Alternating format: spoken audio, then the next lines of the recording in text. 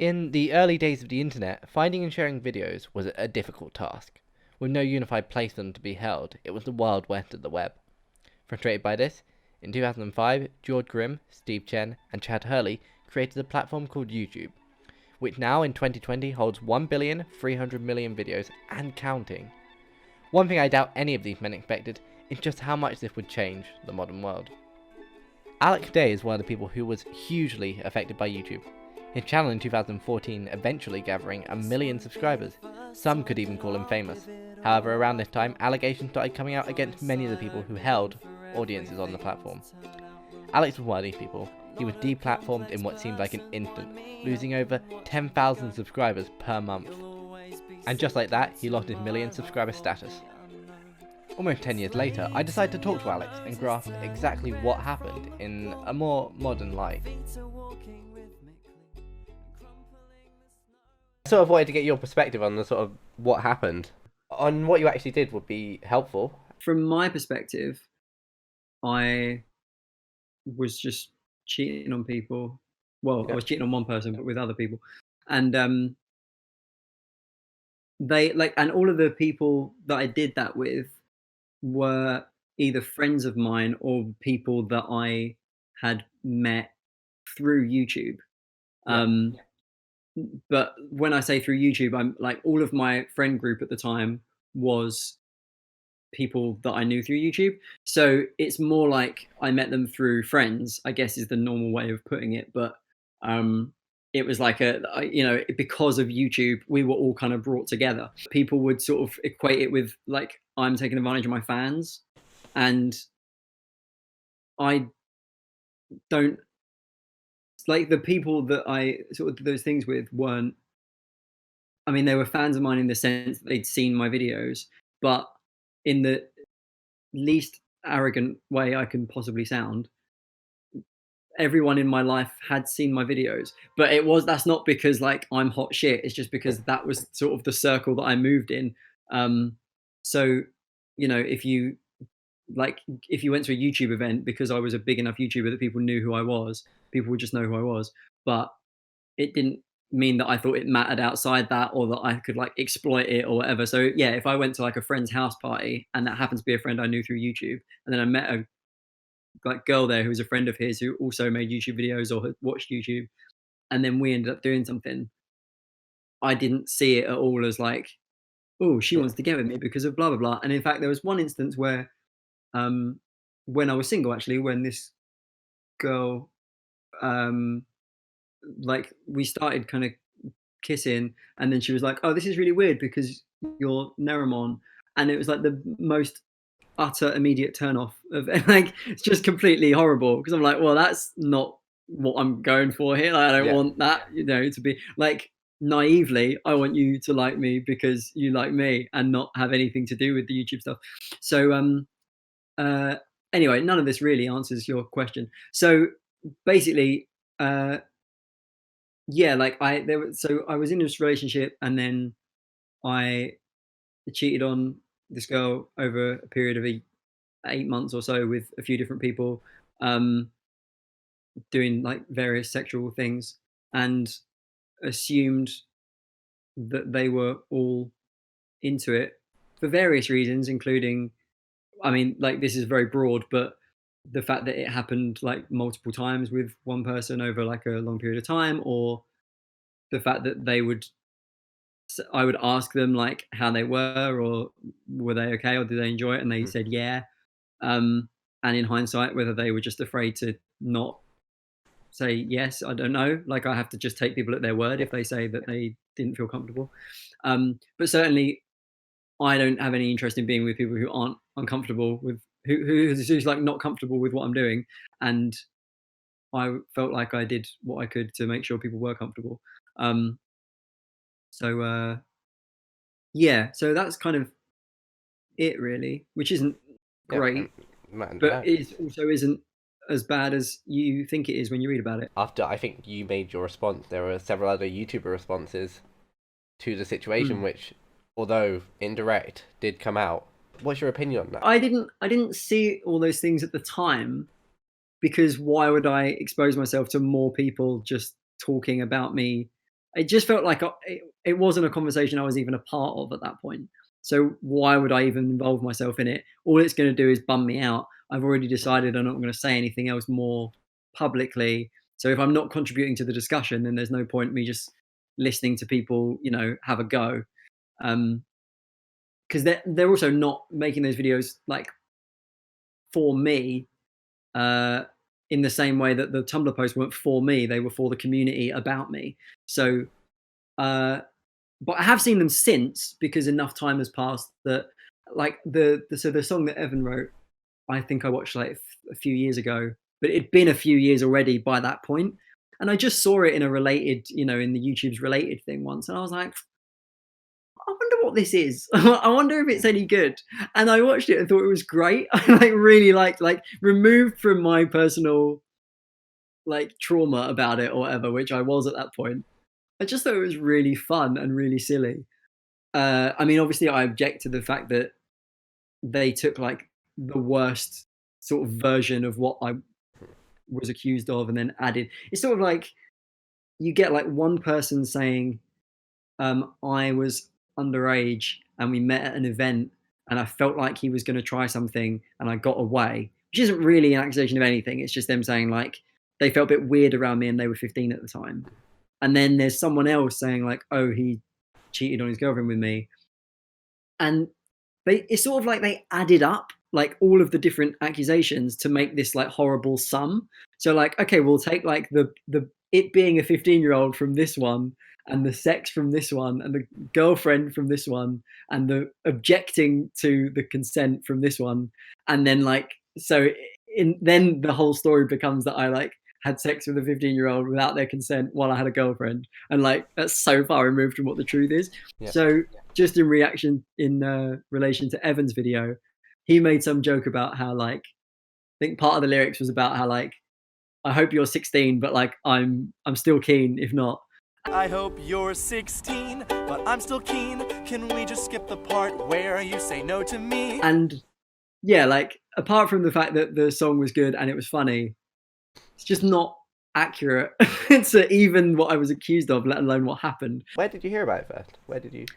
I heard about it first because I got an email from the manager of DFTVA Records who produced my, or not, like they sort of distributed my music, and I just got an email that said, "Is this true?" and then a link, and then it was the link to the Tumblr post. It was the first Tumblr post. So yeah, I then read that through that, and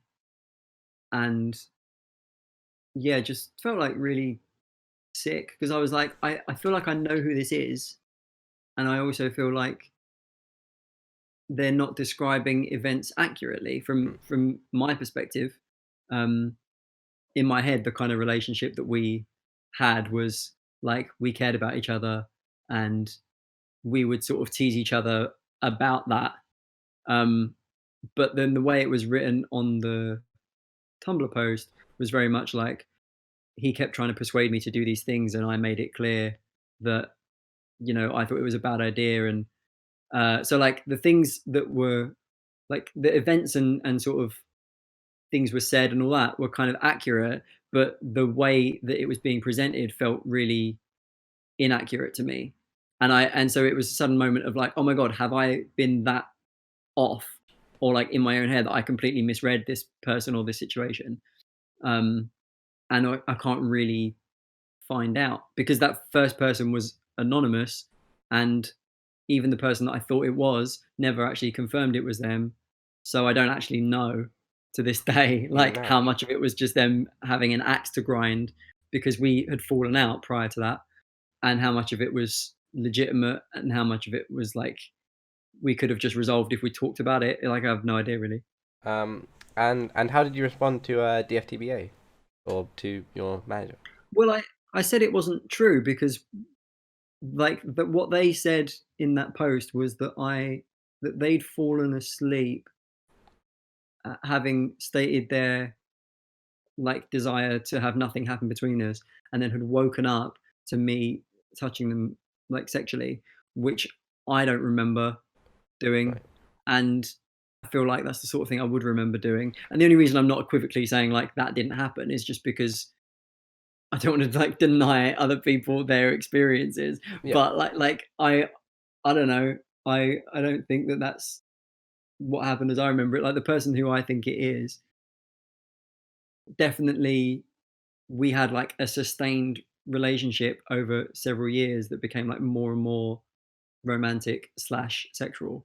So it definitely would not have been the case that we went from like nothing ever happened to just me like waking them up one morning, like doing like the first time there was a time when I hung out with them where we were just like cuddling, and I was like, "Oh, this is weird. We're like a bit closer than normal." And then we didn't see each other for like a couple of months, and then the next time we saw each other, we like kissed, and I was like, "Oh shit, this is kind." And it was like very slow, and like every time we hung out or saw each other like, over, and they lived far away, so I only saw them once every couple of months or something.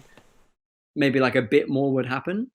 So the only way that that post can be accurate is if I don't know, is if like it had already happened that like we'd woken up and then done stuff because we'd already done those things. And I don't know. Like the thing is it's so far away, like it's so long ago that I don't know what happened really. Um like I can remember doing sexual things with that person. I can remember waking up with them, like us being awake and doing those things that we had done already in the past. Um I remember times where they said I don't want to do anything and so we didn't. I remember times where we were like flirting and they would be like, "Oh, I'd like to do stuff, but it's a shame we can't." So, yeah, I don't know. Like and dissecting it seems pointless because, uh, well, for two reasons really. Like, I can't go back and do anything about it, and also I'm not in Mm. court. So, like, if there was a reason for me to try and Well, pick it apart in more detail, then I would like rack my brain more. But I mean, I've tried a lot, and I just don't like. I feel like there's no way of knowing because every time you recall something, it becomes a bit more, distorted and whatever. yeah, So yeah. yeah, I really don't know. It's sort of like there's my memory of the incident, and then there's this post which is preserved forever, being like this is what happened, and that might not have been what they thought happened at the time. And if they hadn't written it, it might not even be what happened, what they think happened like now. It might be better or worse than that. But that's kind of like a preserved moment of like, this is the memory, this is the event. Right. Well, Oh, man. half an hour. Well, 35 minutes till Formula One. So Cheers, mate. finish up here. And with that, I think talking to Alex. I don't want to impose any opinions on anyone from any side of the story that we discussed today.